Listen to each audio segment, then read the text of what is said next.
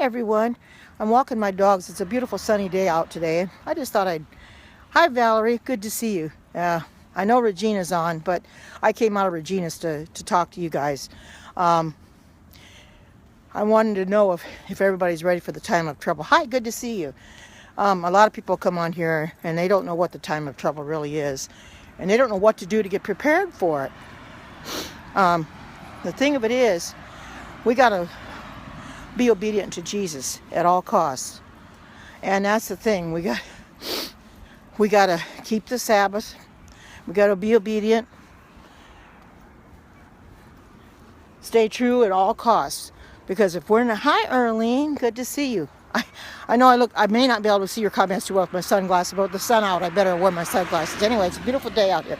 I thought I'd talk to you a little bit. And hi, good to see you. And I'm thankful for everybody who came in my Periscope last night. I wish a little bit more would have come in, but I'm thankful they come in. But anyway, I hope people are ready for the time of trouble. A lot of people come in here and they don't know what the time of trouble is. And I'm here to explain it, because with prophecy being fulfilled, it's not going to be very long for that time of trouble is going to be right upon us. And that, I don't know what this person says, but this person should be blocked, because I don't know who that person is. I didn't catch what that person said. Please repeat your comment, because I didn't see what you said, because this is a Christian scope, and if you're talking about anything but what I'm talking about, then you might as well leave my Periscope, because this is a Christian scope, please. Anyway, we need to get the message out, and that's why I do these, to try to get the message out as much as I can, because it's our responsibility as Christians to get the message out. Yeah, it is. It is gorgeous. It is gorgeous, Erlene. Very gorgeous right now. We got a gorgeous day, and I'm thankful for that. You know, we've had so much rain, but I'm thankful for the sunshine. But anyway, we need to get this message out to as many people as we can. That's why you can invite your followers or whatever to share this, because there's a lot of people out there that still don't know about the time of trouble. Never heard about it before, don't know what it is, have no idea what it entails, what's going to happen, or anything like that. Thank you, Erlene. And I'm here to tell you exactly what's going to happen. I don't want anybody to be lost during that time of trouble. There's plenty of people that are going to be lost as it is, and people don't need to be lost and take the mark of the beast because they were ignorant of the truth, you know. And I do know that people come in here and they will say things that, you know, that I'm crazy or something like that, or they'll just take their chances, you know. They'll continue to go to church on Sunday and they'll take their chances. But you can't do that. You can't take your chances and then say, well, I'll just wait until the national Sunday law comes and then I'll change. Well, that's too late. We need to do it now. So I guess it's apropos doing this on the false day of worship. I know people are going to ask me what the false day of worship is. Well, it happens to be today. We'll see a lot of people going to church today, getting up dressed up in their finest, although next Sunday will even be more so because of Easter. My dog's going, so I had to stop. But they're dressed up in their Sunday finest, going to church and thinking they're doing right, and they're not. They're not at all, because they're worshiping the sun god. They don't really know that they're worshiping the sun god. They're not really worshiping Jesus. He never commanded us to keep Sunday. But yet people will come in here and say, well, it doesn't matter what day we go to church on. But it does matter. It matters to God, and it should matter to all of us. Especially when he says in Exodus 20 verses 8 to 11 that remember the Sabbath day to keep it holy. So many of them have forgot that day. That's why he says remember, because he knew everybody would forget it, and they certainly have. They continue to forget it. We know there's a lot of people. I'm not getting many on here right now because they're all in church.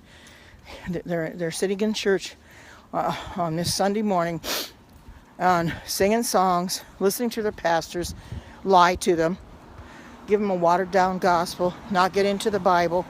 And that's the sad thing about it. They don't realize that the lies that their pastors have been telling them, big lies that they shouldn't be telling, They should be telling them the truth. If they expect to be saved, they need to tell them the truth. And that's the problem. They're not doing it because they're afraid to. Because they don't want to make them think that the world's coming to an end. I think that's what a lot of people, they want this world to go on forever and ever. Hi, Derek. Good to see you. I think they want this world to go on forever and ever and ever. But they got to realize this world is not going to go on forever and ever and ever. It is coming to an end. But they think, well, as long as they can continue to do what they're doing and stay in their sin, whatever. And that, well, the world is coming to an end. That's the thing. Yeah. That's the trouble. It is coming to an end, and people may not think so, but it is. Yeah, you're all right, Valerie. They are in denial. Exactly. They need to come out of being in denial. I took my sunglasses off a little bit so I could see the comments a little better. They're in denial. They haven't been grounded in the faith too much, especially some of the Adventists that are come on, or the ex-Adventists like that Enoch that comes in. He was just in Regina's Periscope by Altman too, and I was waiting for him to say something that derogatory, but he never did. But he came on hers too, and we have to pray for that. I pray for that man every day, because we don't know where his mind is at, and we know that there's going to be a shaking going on. We know it. We know that we're going to lose church members, but we're also going to gain some back too, because Ellen White said there would be Adventists lost. And also we know that there's a shaking going on right now. And we know there's going to be more persecution from within our church than from without. So we have to expect that too. And also our families. Families are going to turn on one another. And that's going to be hard to take too. Especially if our families are in the church and all of a sudden they decide that they don't want to be in the church anymore. They don't want to accept the truth, at the very end and go the other way. Then they're going to be persecuting us too. And that would be the worst. A stranger is bad enough, but to have your own family persecute you for, being in the Sabbath, that is going to be hard to take. But we have to accept it. It's going to happen. The Bible says it's going to happen. And Valerie, I'm concerned about your parents too because of the way they believe. I'm just hoping and that they don't persecute you. They come out of their Catholicism and come into the Adventist church. You can only just keep praying for them, but you have to be prepared for it in case. Oh, bad reception. Oh, okay.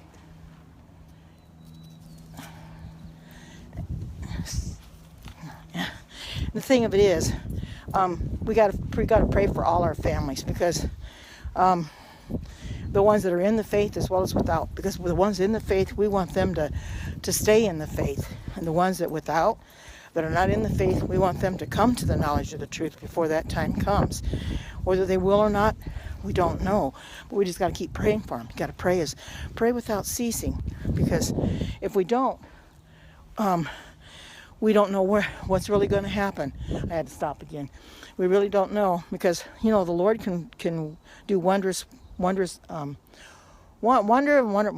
things, and His works are marvelous. And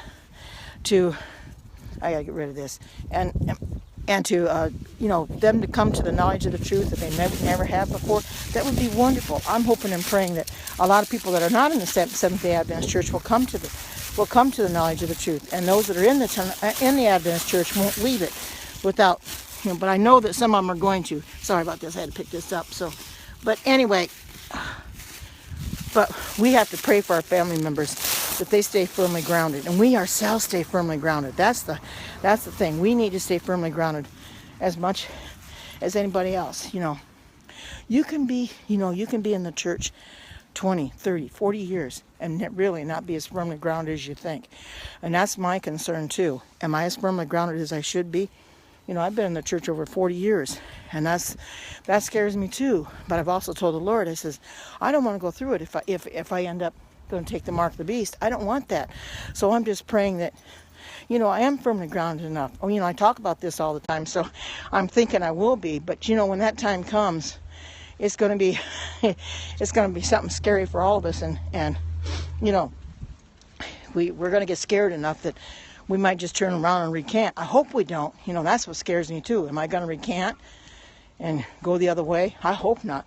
We'll have to pray for each other that we stay strong, because if we don't, we're going to find ourselves taking the mark of the beast, and we really don't want to do that. I know I don't, and I'm sure you don't either. But we know there's a lot of people that are going to take it because they're scared to lose their life. They're scared to be martyred. Nobody should be scared to be martyred. Look at Jesus. He gave his life for us. He wasn't scared to die. He didn't really want to. He asked the Father God to take it away from him, but he eventually had to die. So we know that, if we're supposed to be martyred for our faith, God asks us to die for him. Are we willing to do it? I hope so, because look what he did for us. He gave his life for us, and it shouldn't be hard for us to give our life for him if we really, really, really, really love him. But the thing of it is, these ones that say, well, I'll take the mark of the beast as to die, well, then that really don't love Jesus. They can't really say they do. They don't love him because they're not willing to stand up for what they know to be the truth, and stay in the truth, and not leave it because they're afraid to be martyred. I've heard many people say, well, I don't want to get martyred, so I'll just go by way of Sunday. Well, you can't do that. Sunday's going to take them right. I'm sorry, the dog's barking. Going to take them right down. They don't know. They don't realize that. And a lot of people say that the Sabbath doesn't matter. The Sabbath isn't the test of our faith, and it doesn't matter to God what day we keep. But it does matter. Like today. People are going to church today. They're not really worshiping Jesus. They're worshiping the sun god. They think they're worshiping Jesus because they've been doing it for so many years, But nobody's told them, and that's what we need to tell them. We need to tell them they can't continue to do this, because if they continue to do it, they're going to be lost. Sarah, no. Let me go out here. Guys cut down a tree, and I can't walk on the sidewalk, so I'll come out here. But anyway, so we need to stress to our families enough to come out of Babylon. If we have any of our families in Sunday keeping, we need to tell them to come out and explain to them why. If we can get hold of the National Sunday Law book, that's what we should give them too. Read the National Sunday Law. A lot of people probably don't want to read that book because it's scary, but it gives a lot of in-depth as to what's really going to happen. And unless they know, and we tell them, they're going to be caught unawares. And like I said, as it is, a lot of people are going to take the mark of the beast that have already been lost, and they don't realize it. And of course, some may not really care that have been lost and went that way because they were Satanists and things like that. And I did. Earlene had sent me a text just not too long before I came on here about they're injecting some HIV in some of the fruits and stuff now. It was a picture of a banana that had red spots on the end of the peel. Said if you get those bananas that have red spots on the end of the peel, it's been injected with HIV because they're trying to kill people, trying to kill as many as they can. When you think about it, that is absolutely terrible. This world is going downhill fast. So I booze all of us to make sure we check the bananas. If you peel it and you see red on it, don't eat it, because that's your death sentence right there. I don't understand people. They want to kill other people, but we know it's all from the devil. He's trying to do as much as he can to take this world down as fast as he can. And if he thinks he can get us to go by way of him, he's got us made. And we know that we as Sabbath keepers, he's going to be after us more than he will anybody else, because he hates the Sabbath. He hates us for loving the Sabbath like we do. But, I don't care if he hates me. I hate him too. I hate him with a passion, and I can think of many names to call him, and they're not very good names either. And thank goodness he doesn't know my thoughts, because I think about the names I want to call him all the time. I just don't say it, But, and I can just imagine what he thinks about me too. But I really don't care. He doesn't like me, and I certainly don't like him, And I'm sure Jesus is weeping too, because he was the angel right next to Gabriel, and yet he turned his back and did what he did, tossed out of heaven. And look at what he's done.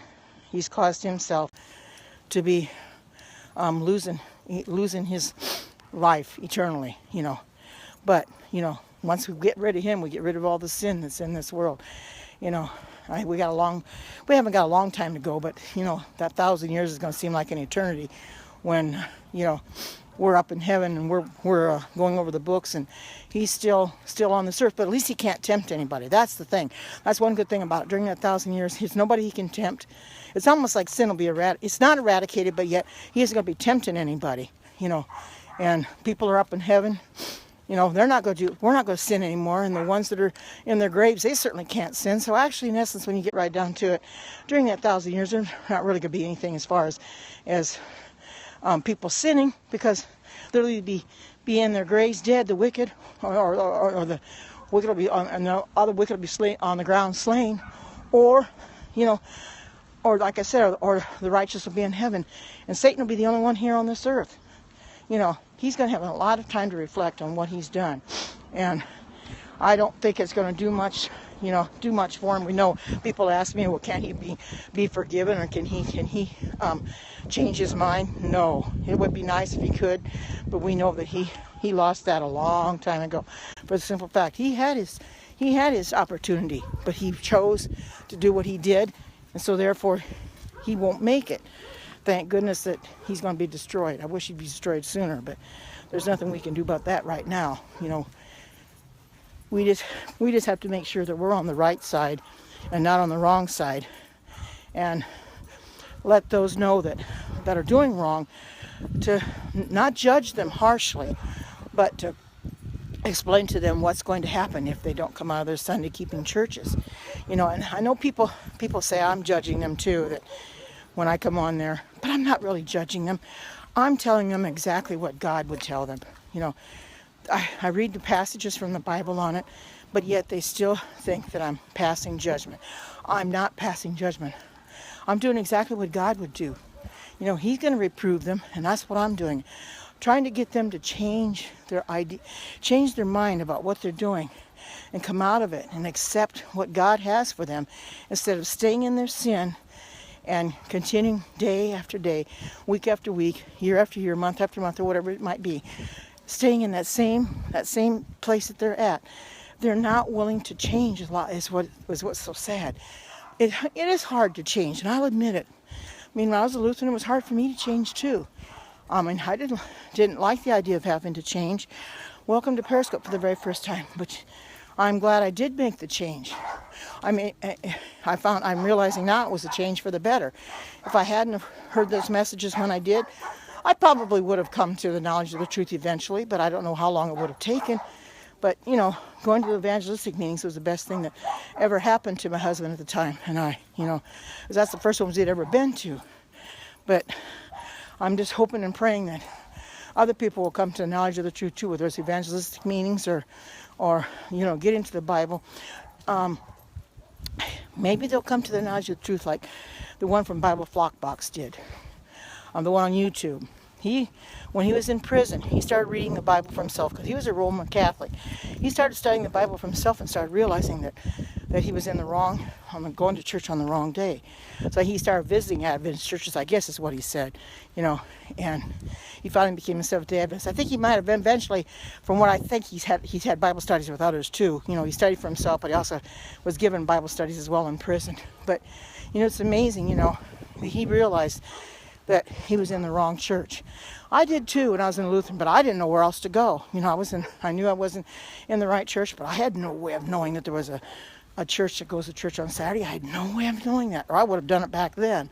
You know, I wouldn't have waited until I got married. I would have done it as a child, but, you know, it's like everybody else. When you're a child, you follow your family. Your family does it, so you do it too. You're afraid to go against the grain, so to speak. So you'll follow if they go to church on Sunday, you go. That's the only reason I went on Sunday, because they went on Sunday too.